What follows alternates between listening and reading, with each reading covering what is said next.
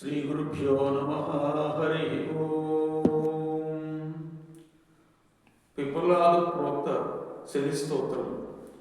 పిప్పలాద మహర్షి చేసినటువంటి శని స్తోత్రాల గురించి ఈరోజు మనం ఈ వీడియోలో తెలుసుకున్నాం.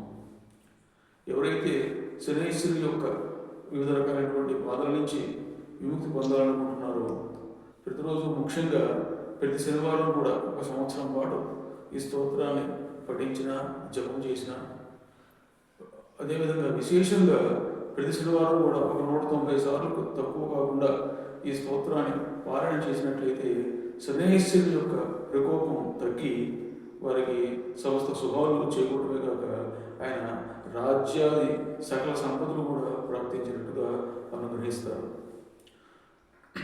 ఓం కోణస్థః పింగళో బభ్రు కృష్ణో రౌద్రోత్తకో యమః సౌరి శనైశ్చ రోమందః పిప్పలాదేన సంస్తుతః నమస్తే కోణ సంస్థాయ పింగళాయ నమోస్తుతే నమస్తే బభ్రరూపాయ కృష్ణాయ చ నమోస్తుతే నమస్తే రౌద్రదేహాయ నమస్తే చాతకాయ చ నమస్తే యమసంజ్ఞాయ నమస్తే సూర్యే విభో నమస్తే మందసంజ్ఞాయ శనైశ్చరణమోస్తుతే ప్రసాదం మమ దేవేశ దీనస్య ప్రణతస్య చ.